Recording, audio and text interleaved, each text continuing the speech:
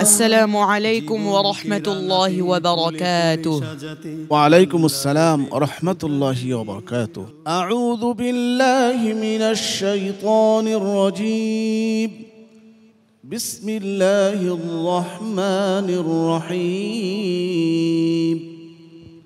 والله خلقكم وما تعملون. أعوذ بالله من الشيطان الرجيم. بسم الله الرحمن الرحيم. وإن من شيعته لإبراهيم إذ جاء ربه بقلب سليم إذ قال لأبيه وقومه ماذا تعبدون أئفكا آلهة دون الله تريدون فما ظنكم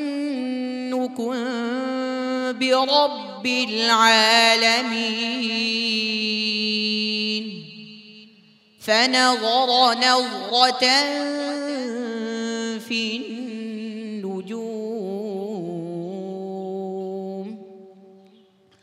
فقال إني سقيم فتولوا عنه مدبرين فراغ إلى آلهتهم فقال ألا تأكلون ما لكم لا تنطقون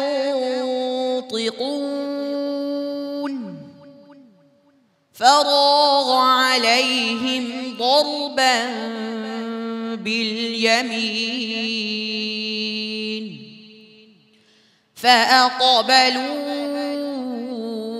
إليه يزفون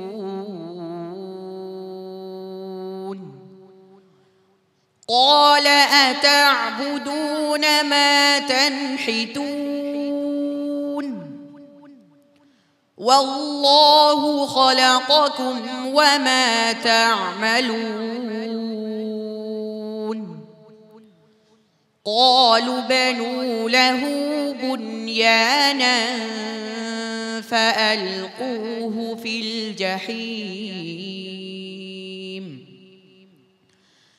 فأرادوا به كيدا فجعلناهم الأسفلين وقال إني ذاهب إلى ربي سيهدين رب هب لي من الصالحين فبشرناه بغلام حليم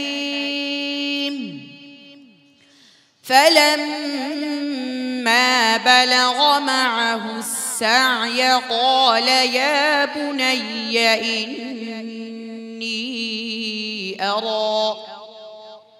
إني أرى في المنام أني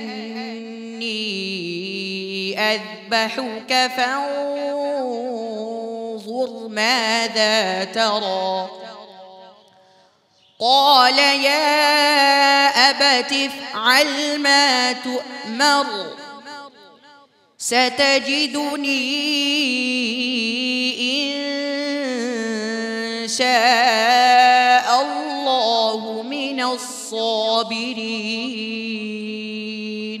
حسبك. صدق الله العظيم. صدق الله العلي العظيم. ما شاء الله. আবু জাফর শাকিল, তার চোখে আলো নেই।